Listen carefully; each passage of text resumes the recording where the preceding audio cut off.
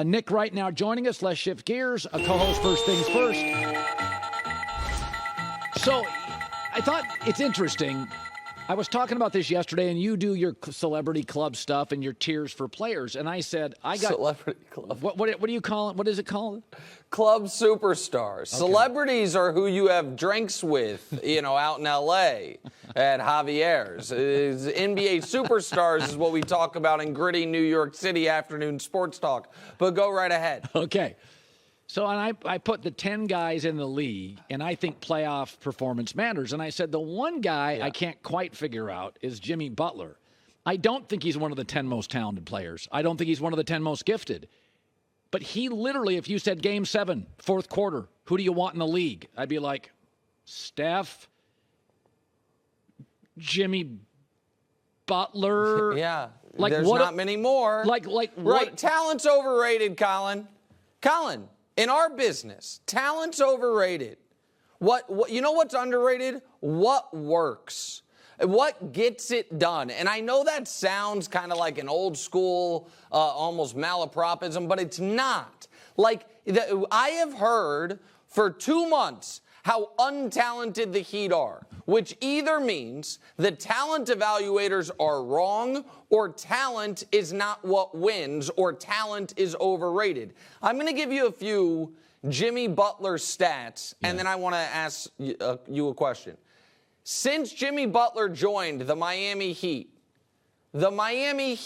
lead the entire NBA in playoff wins.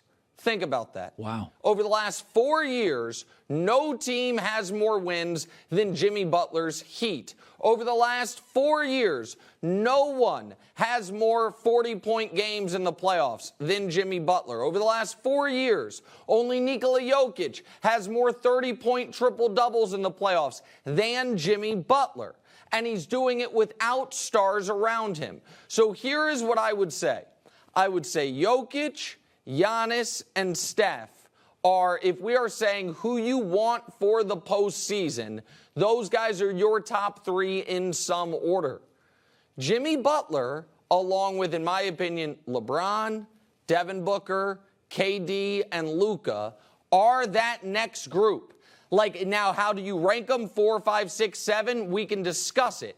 But how could anyone argue that when it comes to the postseason, they would rather have Joel Embiid, that they would rather have any of those other guys who have not shown the ability to raise their game in these moments? And so if Jimmy Butler is not a top 5 player in basketball, fine. Is he a top 5 playoff player? Absolutely he is. And he takes what your guy Draymond Green first talked about to its furthest logical conclusion. 82-game players and 16-game players. Now, the best in league history are both great regular seasons and raise their game in the playoffs. Steph does that. LeBron does that. Jokic is doing it right now. Giannis has done that. Jimmy, though, is the more value. If you can only have an 82-game guy like a James Harden or a 16-game guy like Jimmy Butler, obviously Jimmy Butler's more valuable. Okay, I want to throw a football thing at you. So, it's Kansas City's the best team in the league, best quarterback, and I think best coach built for this culture. I thought Belichick was the best coach when you could grab players and hit players above the shoulders, and the world's changed. And Belichick's tone deaf to offense. And I saw this story, and I made a point of it today. Buffalo has now signed 3 defensive linemen this offseason. Ed Oliver, a nose tackle, Leonard Floyd. Still can't get the O-line right. Pittsburgh still can't get the O-line right. Belichick still can't get the offense right. And I look at this Buffalo with Josh Allen. They'd love DeAndre Hopkins. Probably won't be able to afford him. Stephon Diggs was held to 40 yards basically in a playoff game because you can double him. You can basically slide your defense over. When you look at Buffalo as a Kansas City Chief, do you even view them as a threat anymore, or are they becoming tone deaf to offense? No, listen, I think their window will reopen again at some point in the future, but I think they missed their window with this iteration of the team in those 13 seconds. The time to get Kansas City was when they got them. They were leading a playoff game in Arrowhead with 13 seconds to go, and they let go of the rope. And last year they were worse than that, and I don't know why next year we expect them to be better. I said something on the TV show yesterday that my colleagues across the table scoffed at, laughed at. Honestly, Colin, they were downright rude to me. Yeah. But I think you'll agree with me. Maybe. Who is better positioned for this upcoming season? The Jacksonville Jaguars or the Buffalo Bills? Jags. So let's go through it. Yeah. Yes. So last year, they both won their division. They both had a Pro Bowler at quarterback. They both won a playoff game and then lost a playoff game. The Jags' playoff win was a stirring comeback against a very good Charger team and then a road playoff loss to the champs by 7. The Bills' playoff story was escaping against Skylar Thompson and then following that up with getting blown out at home by Cincinnati. So that's last year. Now this year, the Jags are in the best possible division you can be in with a quarterback who is clearly ascending. The Bills are maybe in the toughest division in football with a quarterback that's been, as I've said, up and down, game to game, week to week, quarter to quarter, year to year. They're changing their defensive coordinator. There's questions to me about that offensive coordinator post-Dable.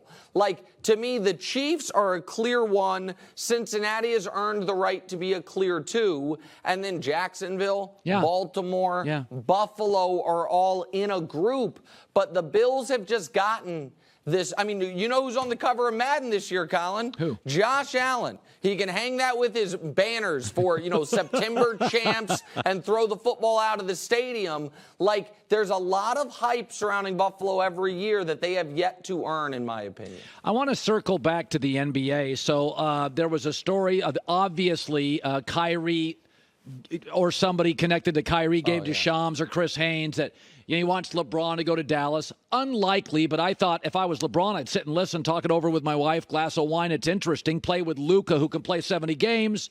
LeBron now has to have teammates that can play 70 games because AD doesn't, and you just get to a point where if AD goes down, LeBron at his age has to play 40 minutes. It doesn't work that way. But I will say this. I do think Kyrie would make the Lakers better. But immediately on that story, the Lakers immediately leaked this. The Lakers maintained on Monday, not interested in adding Kyrie. Is this Jeannie and Rob Pelinka saying, no. We're not giving you the franchise. We're slowly taking it back. What do you think that means, an immediate leak to their sources? We're not interested in the Kyrie business. Well, I think that's smart. So first, let's talk about the LeBron to Dallas part of it. It's one of those things, Colin, I'll tell you what it's like. It's like if I were to leak to a reporter, I want to add Colin Cowherd to First Things First. Sounds great. Great chemistry between us. Can't fit it under the cap. I know you say that we have a show with unlimited budget. They're like, hey, add Colin. It'd be wonderful. That'd be fun. There's no way to make the money work there, unfortunately. The idea, I read this story, the initial story, and it's one of the most curious stories I've ever read. It had in there this line that the Mavs were considering trying to trade for LeBron last year when the Lakers were struggling, which is fascinating because LeBron was literally ineligible to be traded last year. The CBA wouldn't allow it because of when he signed his contract. They then added a line to the story that said, even though LeBron was ineligible. So what type of meeting is that? I'm just curious. Hey, guys, you want to trade for LeBron? Yeah, I want to trade for LeBron. And just some guy in the corner with the CBA is like, fellas, we're not allowed to. They're like, okay, cool, meeting over. So I didn't understand that. Then it said the easiest way for LeBron to get to Dallas was if he was bought out by the Lakers. I don't think Jeannie Buss and Rob Pelinka are the best executives in basketball, but I do think that if they're faced with the choice of, we could pay LeBron James $45 million to play basketball for us or $40 million to not play basketball for us, I think they're going to choose door number 1. So there is no way for LeBron to get to the Mavs this year. So why did this story come out? there's two schools of thought here. One is Kyrie's like, hey, I'm trying to bring you to me. Can you try to bring me to you? Like, can if it won't work out here, and that's where I was leaning initially. But I actually think it's more about Kyrie trying to secure a long-term contract from the Mavericks by showing, guys, this is how all in I am. I will recruit for you. And maybe we can't bring LeBron now, but in a year, maybe we could. So I think the Lakers are smart to not want to be in the Kyrie business. I think LeBron has a blind spot for him because 7 years ago they won a title together and he likes the talent. I would not bring Kyrie to Los Angeles, but what I would say is this. A year from now, is there a scenario where I could see LeBron surveying the landscape if Bronny's not one and done and he's going to spend another year in school and is like, okay, I can pick my team, that the Mavs could be on his list of options when he has said Luka's, his favorite player to watch in the league and things like that? Yeah, I think a year from now this is possible. I think right now Kyrie's going to be a Mav, LeBron's going to be a Laker, and that's about the end of it. He is the co-host, the star of First Things First, a show he's on now, and hopefully Kevin for a long time. Despite what you read, hopefully he's on that show for a long time. Reading? I don't even know what you're referring to, Colin. I have no idea. I mean, they'll put anything on the internet these days, my friends. That's what I've heard. Hi, everybody. Thanks for watching. Subscribe here to get the latest from the show.